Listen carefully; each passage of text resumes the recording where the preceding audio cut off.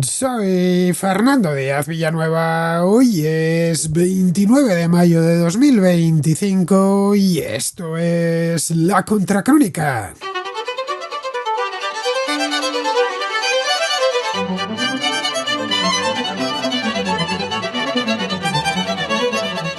Donald Trump anda un tanto frustrado con Vladimir Putin debido al estancamiento de las negociaciones de paz en Ucrania. A través de las redes sociales ha expresado su inquietud. Ha acusado, por ejemplo, a Putin de estar jugando con fuego y le ha advertido que sin su intervención Rusia habría tenido que afrontar graves consecuencias. Su secretaria de prensa, Karoline Leavitt, reiteró el otro día que Trump busca un acuerdo negociado, pero que tienen todas las opciones sobre la mesa, incluyendo posibles sanciones contra Rusia, que podrían aprobarse pronto. Trump ha criticado a Putin por la muerte de civiles, asegurando que no sabe qué le pasa a Putin, mientras Rusia intensifica sus ataques, como un bombardeo reciente con más de 350 drones y misiles contra Ucrania. Durante la campaña electoral del año pasado, Trump prometió resolver la guerra en 24 horas, confiando en su supuesta buena relación con Putin. Sin embargo, las relaciones han fracasado, las negociaciones. La relación no lo sabemos todavía. Al llegar a la Casa Blanca, Trump favoreció a Putin, humilló públicamente a Volodymyr Zelensky y excluyó a Rusia de los aranceles recíprocos. Pero el Kremlin no cedió. Las conversaciones que comenzaron en Arabia Saudí hace ya meses no avanzan. Putin, fortalecido por una serie de avances en el campo de batalla, no está dispuesto a negociar. Trump parece haber creído que su amistad, entre comillas, con Putin bastaría para lograr la paz, pero ahora reconoce que se ha aprovechado o se está aprovechando de su confianza.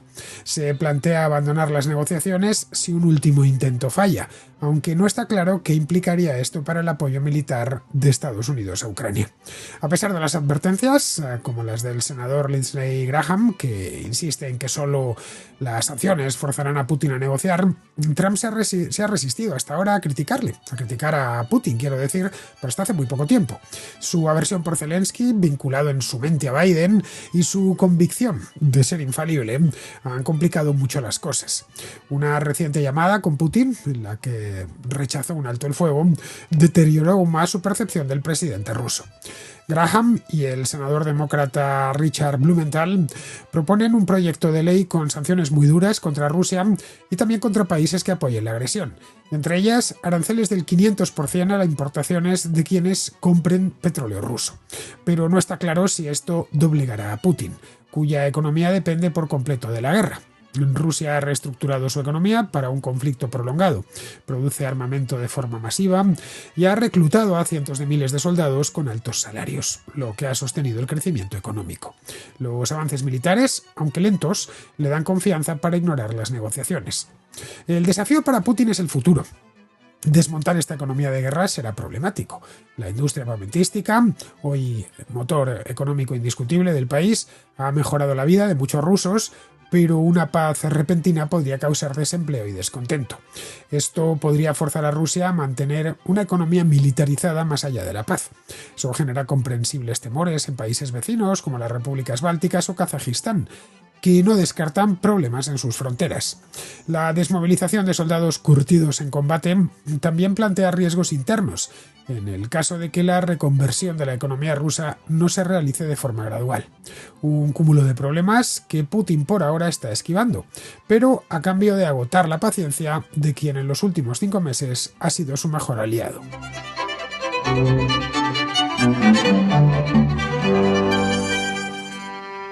Donald Trump empieza a hartarse de Vladimir Putin. Parece mentira que tengamos que decir esto, pero es lo que se desprende de lo último que ha sucedido en esta relación tan extraña. Las conversaciones de paz con Ucrania, como bien sabemos, están completamente estancadas. A través de sus redes sociales, además, lo sabemos porque en este aspecto, como en tantos otros, Donald Trump no tiene filtros. Lo hace desde hace unos días, se manifiesta, ya sabéis, a su manera. En una de sus publicaciones, esto fue, estamos a jueves, el martes pasado, es decir, hace solo 2 días, decía que Putin estaba, y esto es literal, estaba jugando con fuego. A continuación le decía que si no fuera por él, advertía, si no fuese por lo que había hecho él desde que volvió a la Casa Blanca, a Rusia le habrían pasado muchas cosas malas. Su secretaria de prensa, esta chica tan joven llamada Caroline Levitt, emitió un comunicado ese mismo día en el que se insistía dentro del comunicado que el presidente Trump quiere un acuerdo de paz, por supuesto, solo faltaba, pero que un acuerdo de paz negociado, por supuesto, no impuesto, pero que tienen todas las opciones sobre la mesa.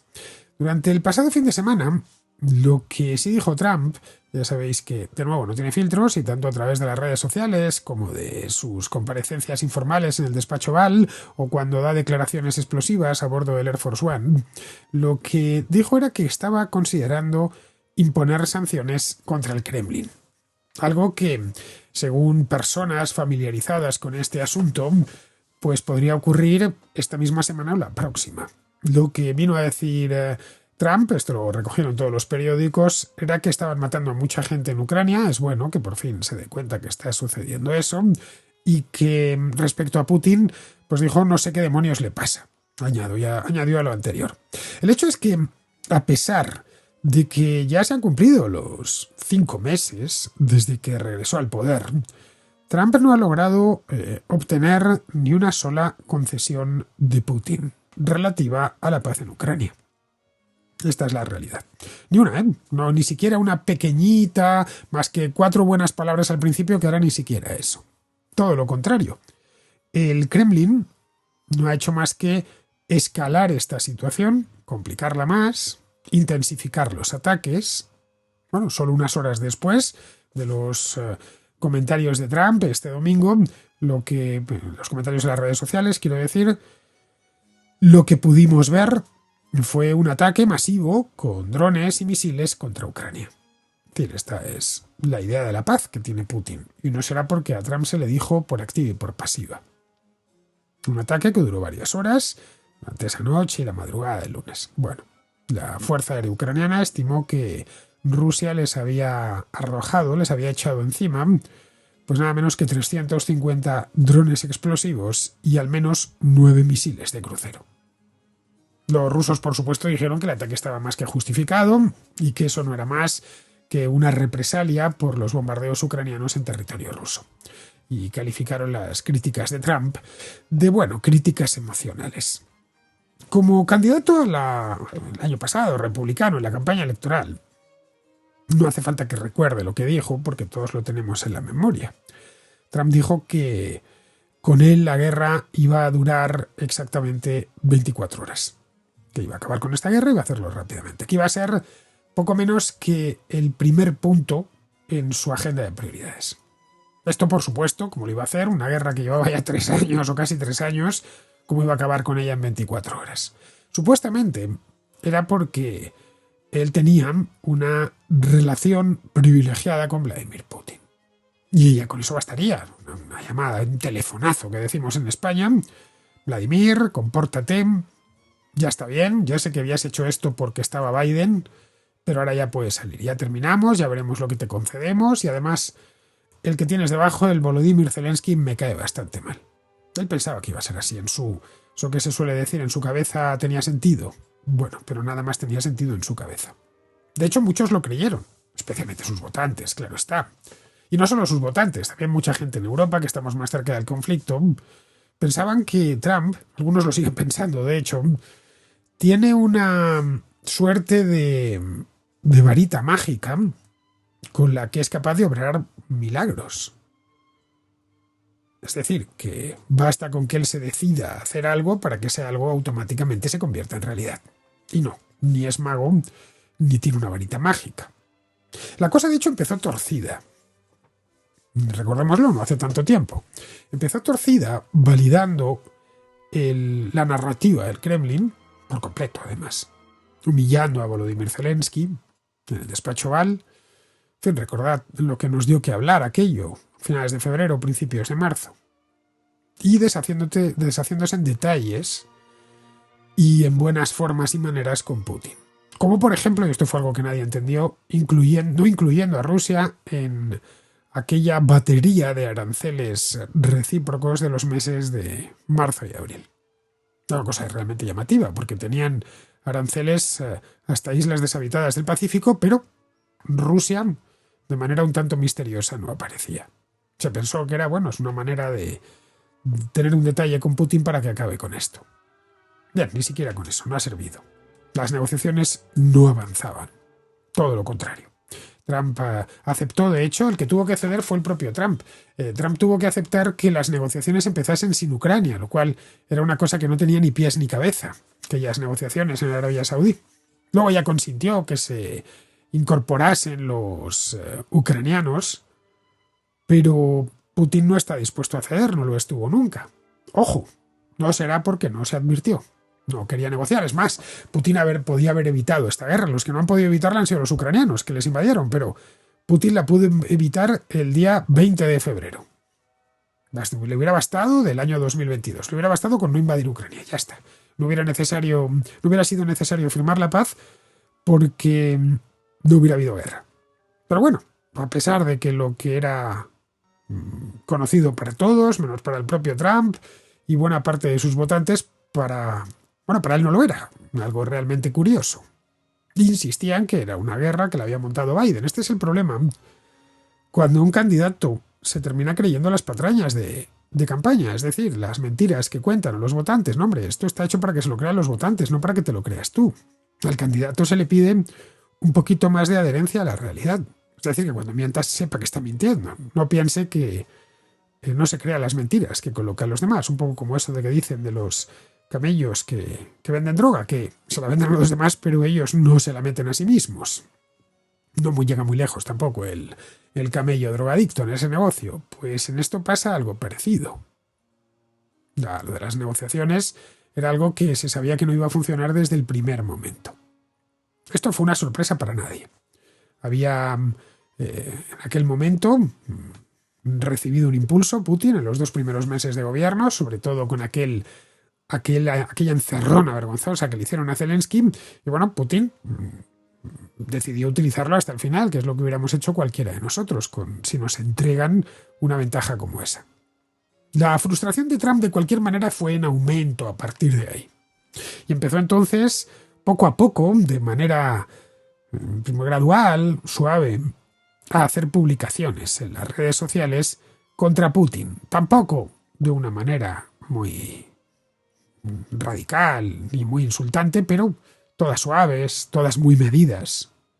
Hace un mes, cuando se estaba produciendo ataque tras ataque en Kiev, Trump suplicó a Vladimir Putin, le dijo: Vladimir, alto, una cosa así, para, detente ya. Dijo que morían, no sé si eran 5.000 soldados a la semana. Lograremos el acuerdo de paz, le decía. Esto fue hace un mes. Es muy posible que Trump pensase que lo suyo de verdad, que se lo creyese, vamos. Es decir, que pensase, quizá como hombre de negocios, esto es a la antigua, ¿no?, que cierra los acuerdos con un apretón de manos, que su amistad con Putin bastaría para poner fin a la guerra, que no haría falta nada más. Después de 5 meses puede constatar que amistad, lo que se dice amistad, no había ninguna. Igual él se consideraba amigo de Putin, pero Putin no se consideraba amigo de Trump. Esto lo estamos viendo ahora. Y claro, Putin se ha aprovechado de él y de la ventaja que, de manera tan absurda como inexplicable, le entregó. Al margen de las sanciones, y preferiblemente antes de ellas, Trump debería considerar, eso es una posibilidad, y una posibilidad que debería, para que no se sigan riendo de él, debería considerar abandonar por completo estas negociaciones de paz si fracasa un último intento por alcanzar el acuerdo, claro. Es muy posible que en ello estén. Lo que no está claro es qué sucederá si Estados Unidos se retira del proceso, es decir, decide hacer mutis por el foro. Tampoco está claro si después de eso Estados Unidos continuará prestando apoyo militar a Ucrania.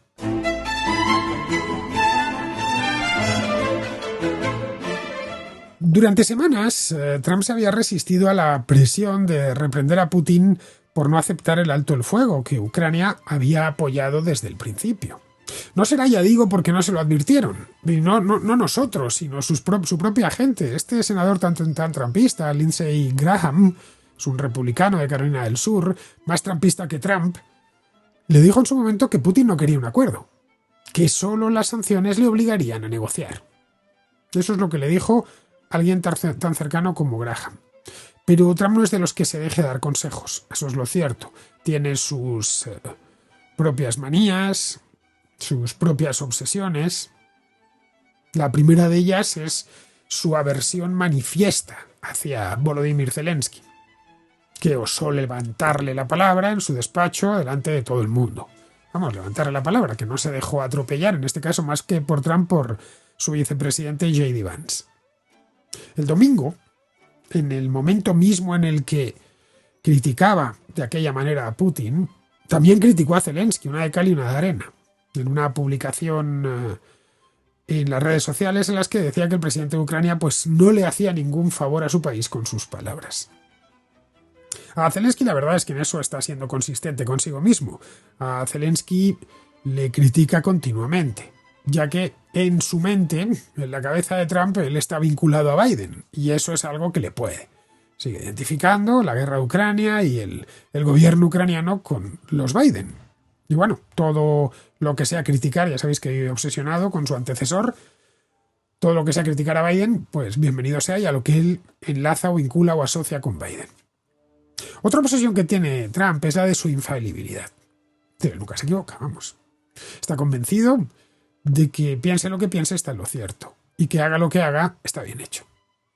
Él creía que conocía a Putin y que solo por el mero hecho de conocer a Putin y conocerle personalmente, quiero decir, no de manera bíblica, que los dos son muy hombres, pero sí personalmente le había tratado, y que Putin acabaría la guerra algo así que, pues como un favor personal.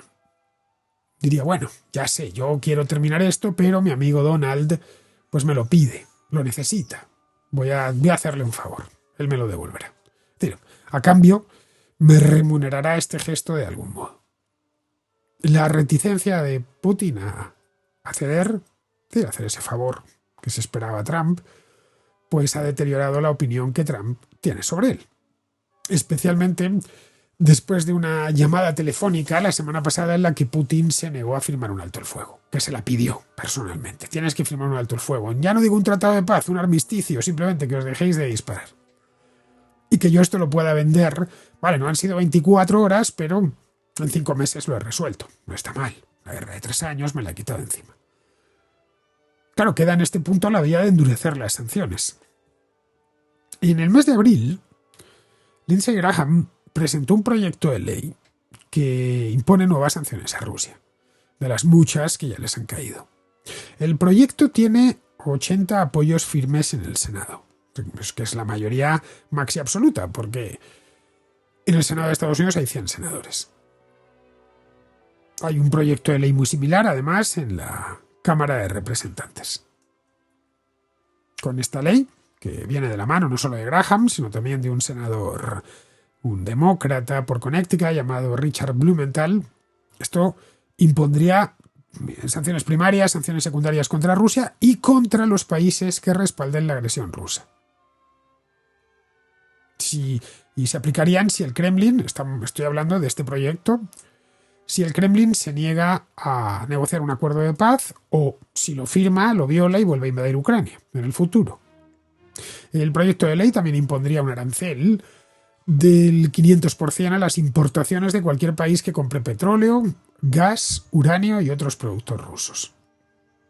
Habría que preguntarse aquí si esto funcionaría para ablandar a Putin.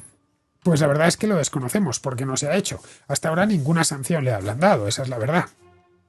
Habría, por lo tanto, que preguntarse por qué se niega de manera tan contumaz a firmar no hay acuerdo de paz, siquiera el armisticio.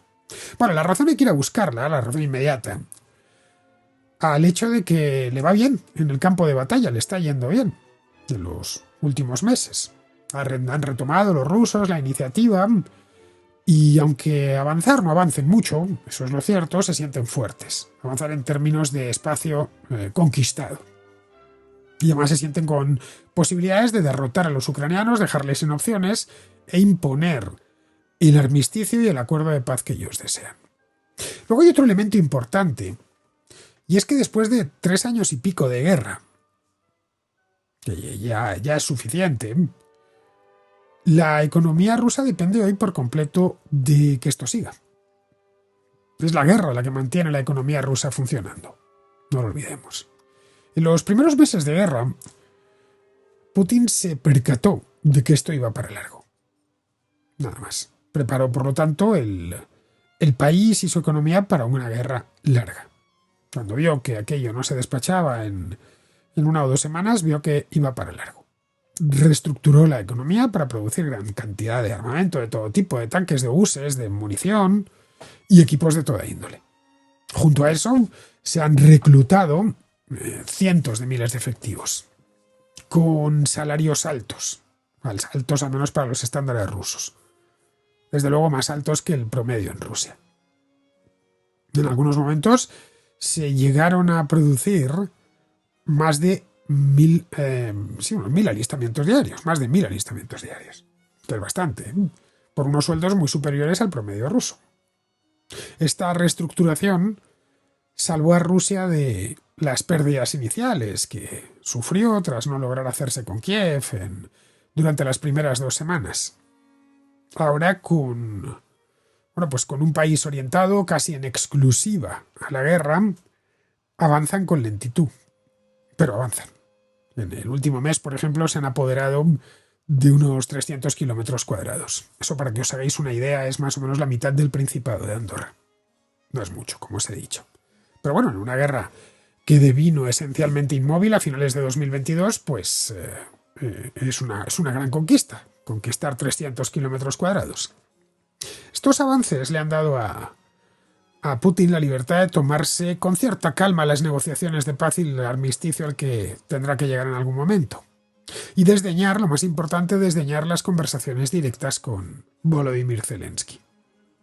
¿Que Trump se queje? Pues obviamente, cómodo no es, pero es un asunto menor, claramente menor, al lado de lo que tiene entre manos y de lo que puede sacar a cambio. El problema para él vendrá después, cuando Putin ya se considere listo para hacer la paz, que considere que es el mejor momento para sus intereses, desmontar toda esa estructura productiva será una tarea realmente complicada. Es que han pasado ya unos cuantos años. La industria militar se ha convertido en el motor de crecimiento principal de Rusia. Así que durante un tiempo les será imposible reducir el gasto militar de golpe. La industria armamentística rusa se ha volcado sobre ella miles de millones de rublos en estímulos en los últimos años, solo en contratos con el propio ejército, imaginaos, para ampliar líneas de producción, nuevas fábricas, mantenerlas funcionando a un ritmo vertiginoso de 3 turnos. Esta afluencia de dinero pues ha incrementado los salarios. Simplemente es una industria que va bien. Nada más, pues qué sé yo, como la de la inteligencia artificial en China o en Estados Unidos. Hay demanda. En este caso es la demanda del Estado, que está metido en una guerra, pero hay demanda. También esta industria tiene que competir con los salarios que ofrece el ejército. Nada más, que son altos. Así que para llevarse a esos jóvenes tienen que subir un poquito más la paga. Esto ha provocado, obviamente, que mejore de manera apreciable el nivel de vida de miles de rusos de las zonas más pobres del país. En resumidas cuentas, que antes de pensar en la paz, tiene que pensar en cómo reconducir esto en la inmediata posguerra. A la mayor parte de rusos no les ha importado lo más mínimo la invasión de Ucrania. Es duro de decir, pero es así. Pero sí se quejarían, y mucho, si de pronto se quedan desempleados o ven cómo sus salarios decrecen de forma notable. Bueno, esto en cierta medida condena a Rusia a mantener algo parecido a una economía de guerra de forma crónica. Y eso, aparte de ser muy ineficiente, no sirve de nada cargar los arsenales de balas, obuses y tanques si no los vas a utilizar. Tiene consecuencias, especialmente consecuencias prácticas, quiero decir, o estratégicas para sus vecinos de Europa y del centro de Asia. Si la guerra termina en Ucrania, más de uno teme que, en su vecindad, que el Kremlin empiece a fijarse en él. En el Báltico, por ejemplo, las 3 repúblicas bálticas pues se debaten con preocupación en la posibilidad de que la guerra se extienda a su territorio, que es territorio de la OTAN. Al este, en Kazajistán, los analistas están observando atentamente las señales de que Rusia podría meterse en el norte del país, donde aún vive una gran población de etnia rusa. La justificación además sería exactamente la misma que la de Ucrania. Ya sabéis, los rusoparlantes están siendo discriminados y perseguidos, y bueno, a fin de cuentas, aquello formó parte de la URSS durante décadas. Así que la Rusia de Putin le asiste una suerte de derecho histórico para controlar esos países e incluso darles un bocado, como ya ha hecho con Ucrania. Estos temores se derivan de la creencia de que el Kremlin preferiría mantener a esos cientos de miles de soldados reclutados con altos sueldos combatiendo en otro frente antes que licenciarles y enviarles de vuelta a casa. No es ya que en el ejército ganen más de lo que podrían ganar en su pueblo. Es que se trata de tipos muy bragados en combate y a menudo traumatizados por eso mismo, por lo que han visto en la guerra. Este tipo de gente siempre ha sido una amenaza para la estabilidad de cualquier país. Los veteranos de guerra, sobre todo de guerras largas, son una bomba de relojería. Bueno, recordemos la que liaron los veteranos de guerra como Hitler o Mussolini después de la Primera Guerra Mundial, en Italia y en Alemania. En la URSS, al concluir la Segunda Guerra Mundial, Joseph Stalin pensaba que muchos veteranos eran una amenaza y envió a muchos de ellos a Siberia, para alejar las tensiones que podrían causar en la Rusia europea en plena posguerra. Hoy la paz significaría que cientos de miles de soldados en Ucrania, especialmente aquellos que firmaron contratos de corto plazo, serían desmovilizados en el acto y enviados de regreso a su vida civil en un momento en el que la economía pues seguramente vaya para abajo por el corte repentino del gasto bélico. Si termina la guerra en Ucrania, el ejército ruso seguirá necesitando gente, eso está claro. La industria armamentística seguirá fabricando armas y vehículos para reemplazar pues, a los que han perdido la guerra, a los que se han empleado, evidentemente casi todos de las reservas soviéticas, perdidos en el frente. Pero claro, a un ritmo mucho más lento que durante la guerra. La pérdida de empleos en las fábricas, junto con una economía ya sin dopar, podría generar cierto descontento entre quienes han visto en esto de la guerra de Ucrania la mayor redistribución de riqueza desde la caída de la Unión Soviética. Sin una crisis existencial, como la guerra en Ucrania, sería difícil justificar que se sigan invirtiendo fondos, y más fondos, en la industria de defensa al ritmo actual. Putin es un dictador, pero también es muy sensible a lo que el ruso medio piensa. Sabe que su poder depende de ello, de su popularidad. Mientras siga siendo popular, nadie se atreverá a hacerle sombra en el Kremlin. Si pierde esa popularidad, podrían surgir facciones rivales que pretendan jubilarle, antes de lo que él quiere. Putin ya no es un jovenzuelo. Cumplirá este año, creo que es en octubre, 73 años. Y ha envejecido, a ojos vista, desde que empezó la guerra. Luego, para colmo de males, la caída del precio del petróleo añade otra capa más de incertidumbre de cara al futuro. Algunas industrias armamentísticas están estudiando la idea de exportar sus excedentes de producción y hacer algo de caja con ello. Hasta antes de la guerra, Rusia era el segundo mayor exportador de armas del mundo, solo por detrás de Estados Unidos. Las armas rusas suponían el 20% del mercado mundial. Bueno, hace 10 años, en 2015, su participación era incluso mayor, era del 25%. Luego, ya sabéis, vino la anexión de Crimea y las primeras sanciones, pero aún así en 2021 Rusia ingresó $50.000 millones en exportaciones de armas. Tras la invasión de Ucrania se secó en seco buena parte de su mercado y Francia pasó a ocupar el segundo puesto. El problema es que en estos 3 años han perdido cuota de mercado. En Europa, en Asia, en África, en estos 2 últimos lugares se compran armas a crédito muy a menudo. Y no es fácil conseguir un préstamo para comprar cañones a Putin. A eso hay que sumarle que, un tema importante, y es que la industria militar rusa tiene que atender a una guerra en curso, por lo que ha priorizado la cantidad sobre la calidad. En cierto modo, Rusia se encuentra en una situación parecida a la de Estados Unidos y el Reino Unido después de la Segunda Guerra Mundial, o a la de la Alemania nazi antes de la guerra. cuando sus industrias armamentísticas eran el motor del crecimiento. Pero a diferencia de Estados Unidos, o el propio Reino Unido, donde, bueno, pues todos estos avances militares que fueron haciendo se fueron extendiendo al sector civil, como la penicilina, por ejemplo, el radar, el Kevlar, los chips, el GPS, o el propio Internet. Es poco probable que la industria de defensa rusa produzca avances tecnológicos que impulsen un crecimiento sostenido, porque no es una industria especialmente innovadora. El día después es el problema. Por eso necesita Putin que siga la guerra hasta que se las haya ingeniado, para no ocasionarse un problema interno el día que acceda a firmar la paz. Vamos con la contrarréplica. Empezamos con José Miguel, que nos habla de las manifestaciones en Harvard del año pasado. Y nada, estoy esta mañana escuchando tu audio sobre la Universidad de Harvard, muy interesante como de costumbre, pero en un momento dado me quedo un poco de piedra, ¿no? Porque comentas que el año pasado, creo, que los estudiantes pues se manifestaban a favor de Palestina, pero lo comentas como que eso es algo impresentable, algo malo. Y yo pienso, digo, ¿qué hay de malo en que unos estudiantes se manifiesten en contra de la matanza indiscriminada de personas? Si es que lo teníamos que estar haciendo todos a diario. Y vuelvo a ver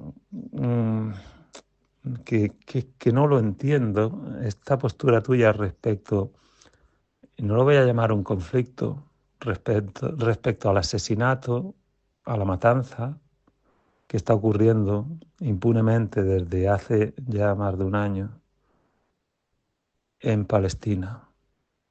¿Tú lo ves como una cuestión política, una disyuntiva de Netanyahu, pero no lo ves como un asesinato de personas, de civiles en su mayoría? Lo pintas incluso como una guerra y dime tú qué tiene eso de guerra.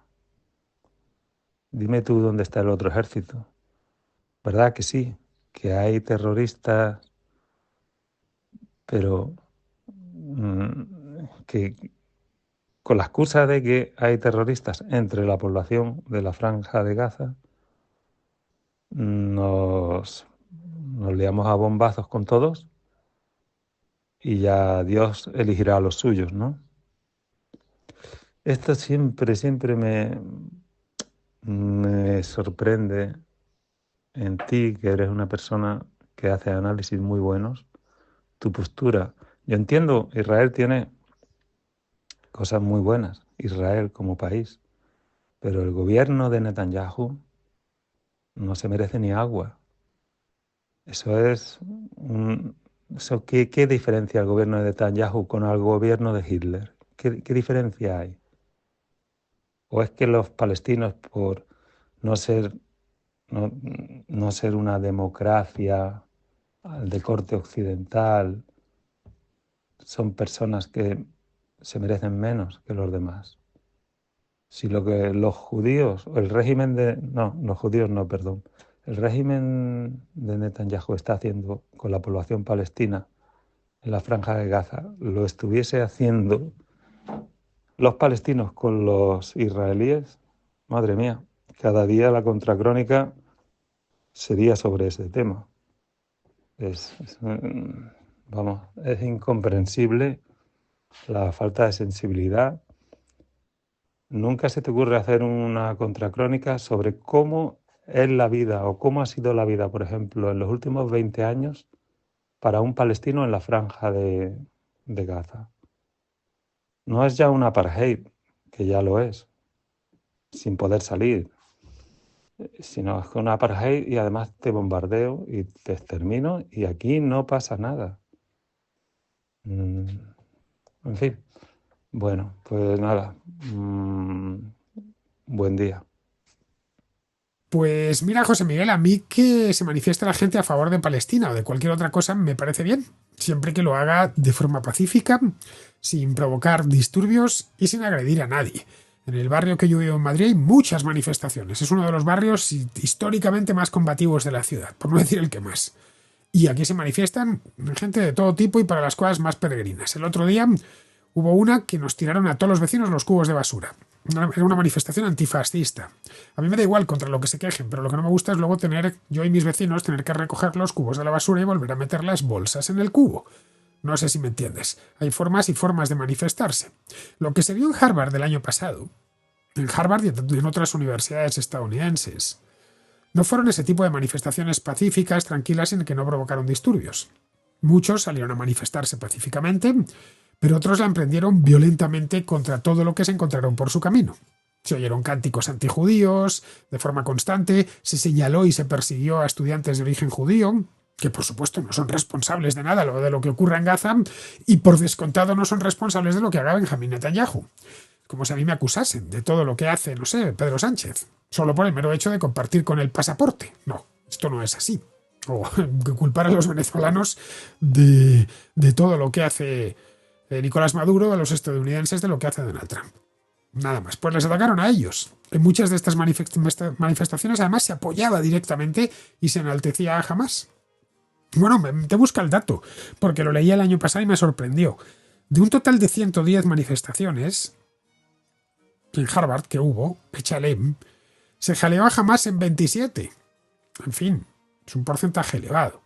Durante el año pasado, además de esto, todo el que quisiese organizar un debate en Harvard que incluyese a alguien que quisiera defender la existencia misma del Estado de Israel, se encontraba con problemas o directamente con la cancelación. Vamos, que eso no es manera de manifestarse. Y a mí, desde luego, no me parece bien. Todos tenemos derecho a expresarnos siempre que sea de forma pacífica y sin agredir a nadie. Respecto al modo en el que trato el tema este de Gaza, el de la guerra de Gaza en el programa, a ver, he hecho un total de 29 programas sobre esto desde que empezó. De los que he hablado de todo, claro. También de la destrucción de la franja. Algo de lo que, bueno, lo he tocado en prácticamente todos ellos y a lo que dediqué un programa monográfico el año pasado. Lo que no he hecho ni voy a hacer es un programa dedicado a promover tal o cual causa. En la Contracrónica no hago activismo. Bueno, yo no hago activismo en ningún lado y aquí menos. Aquí hago análisis periodísticos sobre hechos confirmados. Cruzo información y bueno, trato de ir hilvanando una historia, hilvanando claves y sacar conclusiones que yo considero útiles para mis oyentes. Hay otros programas que se alinean sin fisuras con una causa concreta y me parece bien que cada uno haga lo que quiera, pero es que este no es así. Tengo mis ideas políticas, naturalmente, como cualquier hijo de vecino, que en mi caso son públicas. No sé, cualquiera que escuche este programa sabe que soy liberal, un liberal clásico, que defiendo la democracia, el libre mercado, el Estado de Derecho, etcétera. Pero vamos, tampoco hago activismo liberal. En el tema de Israel también lo he dicho varias veces. Yo no estoy ni con unos ni con otros. Tampoco estoy contra ninguno de los dos. Yo estoy muy lejos. Yo no tengo... Entendería, por ejemplo, el del café de abajo de mi casa es palestino. Sí, el dueño, vamos, es un palestino. Y entiendo pues que él le pille más de cerca. Sí, claro, me parece razonable, pero no es mi caso. Yo no tengo ni familiares ni nada allí. No hay nada que me una con aquel país, salvo que he estado y me ha gustado mucho, pero nada más. He estado en muchos lugares del mundo que me han gustado mucho. No sé, si me hubiese casado con una israelí o con una palestina, pues sí, me llegaría de otra manera, pero no es el caso. Así que no estoy ni con unos, ni con otros, ni contra unos, ni contra otros. Trato de entender el conflicto, sus raíces históricas, cómo evoluciona. Creo que el Estado de Israel tiene todo el derecho del mundo a existir y creo también que se debería llegar a algún tipo de acuerdo para crear un Estado palestino que conviva naturalmente pacíficamente con su vecino. Ya sabes que uno de los cánticos que se cantaban en Harvard, bueno, en Harvard y aquí en Madrid, era el del río al mar, del Jordán al mar, ya sabes, lo de echar a los judíos al mar, no sé. Yo no creo que haya que echar a nadie al mar, y menos a los que viven allí, que se viven en Tel Aviv. Aquello está en su país como el de los palestinos. Así que, en fin, no voy a poner en duda eso porque además en muchos aspectos el Estado de Israel, desde el punto de vista político, cultural, me parece un país occidental y extraordinariamente libre. De hecho, es el más libre de toda aquella región. Que si me dieran a elegir nacer en alguno de esos países de Oriente Medio, tal, pues elegiría a Israel sin dudarlo un minuto. solo por su nivel de vida y por la cantidad de libertad que hay. Pero vamos, que no tengo nada en contra de los palestinos, solo pasaba. De hecho, todo lo más que puedo sentir es, por su propia tragedia, es sentir compasión, que por supuesto, naturalmente, soy un ser humano que la siento. Si no se ha conseguido ese Estado palestino, es porque hay palestinos e israelíes que creen que no debe de ser así. Pues que yo sobre eso nada puedo hacer. No soy ni israelí ni palestino. Me limito a contar lo que sucede por allá y, bueno, tratar de entenderlo. Y tampoco me pilla tan cerca, como el caso de Venezuela, que a fin de cuentas, pues bueno, son hispanos, los entiendo y tal. Yo a los palestinos no les entiendo cuando hablan. No puedo ni leer sus textos porque los escriben en alfabeto árabe. A los israelíes tampoco. Así que, bueno, no tengo un contacto tan directo como puedo tener con Venezuela. Digo lo de Venezuela porque hablaba ayer de este tema. Bien, seguimos con Chema, que está en Londres y que nos habla de inteligencia artificial en los colegios. Te mando este audio desde Londres y es en respuesta al chico nacido en Polonia y que vive en Colombia, que hablaba sobre la IA y por qué los colegios deberían enseñar su uso a los niños para prepararlos para lo que podríamos llamar el mundo real, TM, ¿no?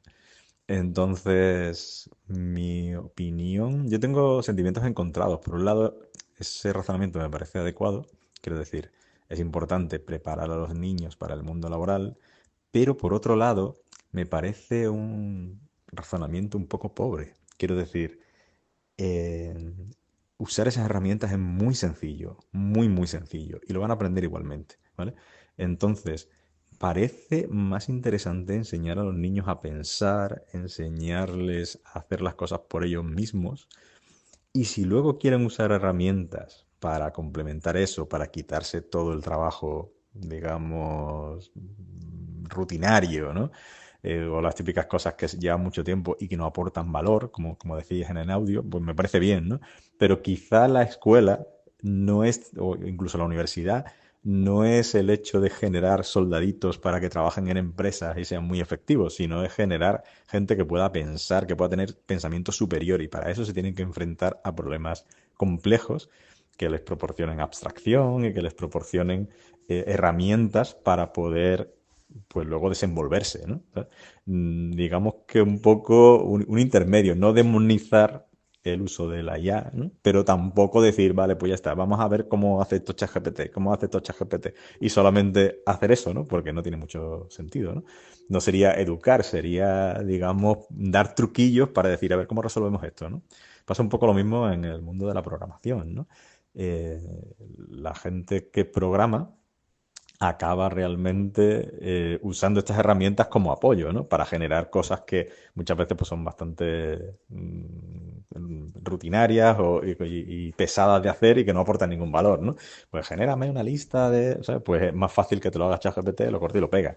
Pero luego ser capaz de pensar una aplicación, los algoritmos, ser capaz de crear el motor de esa aplicación de forma que sea razonable y funcione bien y sea robusta y tenga en cuenta cosas que ChatGPT o Copilot o cualquiera de estos no va a tener en cuenta, requiere un nivel mayor de abstracción y requiere un entrenamiento, ¿no? Y creo que para eso es para lo que la universidad te tiene que preparar, ¿no? Y por ende primero la escuela, ¿no? Tiene que aprender perdón, te tiene que enseñar a pensar. En fin, era simplemente ese comentario. Te felicito por el programa y a ti, y un saludo a los contraescuchas. Bueno, parece claro que, aunque no lo enseñan a los chicos en los colegios esto de la inteligencia artificial, aprenderán a utilizarla, porque viven en un mundo en el que esto empieza a estar por todas partes. No estaría de más que los currículums escolares incluyesen esa realidad, como en su momento tuvieron que incorporar Internet, y entiendo que poco a poco lo irán haciendo. Respecto a eso de enseñar a pensar a los chicos en el colegio, a ver, sobre el papel queda muy bonito. Parece impecable, claro, hay que enseñarles a pensar. La realidad es bien distinta, porque la educación formal está muy intervenida. Y los profesores tienen que seguir un temario muy concreto. Un temario que les imponen, no es el que ellos quieran, es el que les dicen que tienen que impartir. A partir de aquí, pues ya depende de cada profesor. No lo sé. Yo tuve profesores magníficos, todos vocacionales, por supuesto, de los que, en fin, pude obtener grandes enseñanzas. Y luego tuve también profesores pésimos. de los que no aprendí ni el temario que estaban obligados a impartir. Por eso insisto tanto que la de docente es una profesión vocacional. No todos valen para dar clase, aunque algunos creen que sí valen. No es cierto. Hay que valer, tiene que ser algo que te salga de dentro. Es más allá de una técnica, vamos. Ser profesor es algo que te tiene que nacer de dentro, porque implica pues sacrificio, renuncias personales, en fin, un trabajo complicado. Un buen profesor va a transmitir conocimiento y va a enseñar a pensar con esa inteligencia artificial. De hecho, ese buen profesor ni siquiera la va a necesitar más que como una herramienta auxiliar. Eso naturalmente por no hablar de que en el mundo hay gente que no tiene ninguna intención de pensar por sí mismos. Eso es importante. Que prefieren que otros piensen por ellos. Y el ejemplo más claro son los activistas políticos, que han franquiciado la tarea de pensar en otros y se limitan a investir.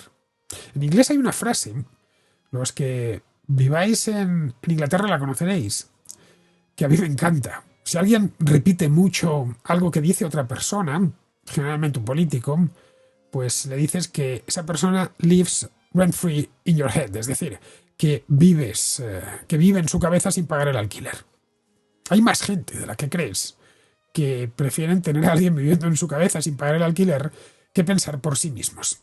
Bueno, seguimos con Javier, que nos habla de algo de lo que cada vez más empresas se quejan, de la falta de trabajadores. Soy autónomo y tengo muchos clientes dedicados a múltiples oficios, y hay un problema que hay en España que yo creo que todo el mundo podrá ratificar, que es que tenemos un país que no sé si es de la tasa más alta de la Unión Europea, por lo menos en el ámbito de la juventud, creo que sí lo es.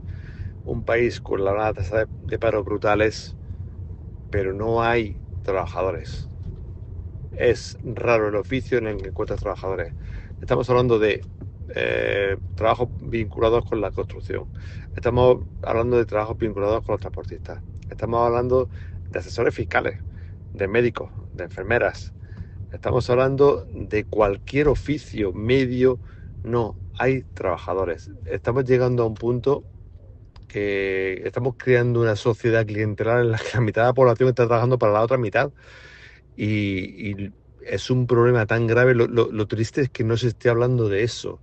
Clientes míos que tienen restaurantes, están desesperados. El otro día un cliente mío llorándome porque se le habían ido el jefe de cocina y dos más. Y no estamos hablando de que se pague poco, es que eso es una falacia, que siempre se puede pagar más, obviamente, pero no son puestos mal pagados. Y es un problema gravísimo porque ya no es solo el tema de la productividad que se pierde por esos puestos de trabajo que no se ocupan, sino porque estamos creando una conciencia de que parece que la gente tiene derecho a tener todos los privilegios de la clase trabajadora, tener su sitio de mantenimiento, que le venga todo sin trabajar. Estamos creando un ambiente de ocio y de que se sacrifiquen otros. Todo parece poco, se reduce la jornada laboral, cuando realmente los autónomos están echando más de 40 horas a la semana, 40 y 50 horas a la semana. No sé, es un problema que lo triste es que no ves que la oposición lo diga, pero hablas con cualquier empresario medio y no hay gente para trabajar. Nadie quiere trabajar ni en agricultura ni en construcción. Gravísimo, que podríamos estar con una tasa de paro del 5% o un paro estructural, pero la gente no quiere trabajar. Es gravísimo. Un saludo. Bueno, esa es en definitiva la razón por la que entran tantos inmigrantes, Javier. Si vienen es porque cuando llegan encuentran un empleo sin demasiados problemas. Si no lo encontrasen, no vendrían. Así de sencillo. Respecto a lo de que hay españoles que no quieren pillar tal o cual empleo porque no les gusta, pues es cierto, en tanto que tienen otras fuentes de ingresos, ya sean sus padres directamente, en el caso de los jóvenes, o algún tipo de subsidio. Mientras haya dinero para pagar esos subsidios, pues, y gobiernos encantados de hacerlo para clientelizar al personal, pues habrá más gente proclive a sustituir el trabajo por una paga gratis. A fin de cuentas, trabajar es duro, se tiene que hacer a diario y es cansado. Bien, vamos a terminar, vamos con Pizarro, que nos habla de Venezuela de la desesperanza general que hay en Venezuela. Aceptar la realidad dictatorial y mísera venezolana, con paciencia infinita ante las dificultades para el cambio y con la disconformidad insumisa de saber que se trata de una cabronada permanente es agotador. Confirmar cómo las dictaduras usan la falsa democracia para tapar sus vergüenzas es siempre irritante. Y con esto, queridos amigos, terminamos la contracrónica de hoy. Estamos, como os dije antes, a 29 de mayo, mañana será 30. Es el día de mi santo, por cierto, pero mi santo no lo voy a celebrar con una contracrónica, sino con una contrahistoria, que es lo que toca los viernes. Así que nos escuchamos no en este programa, sino en su vecino y hermano. Hasta mañana.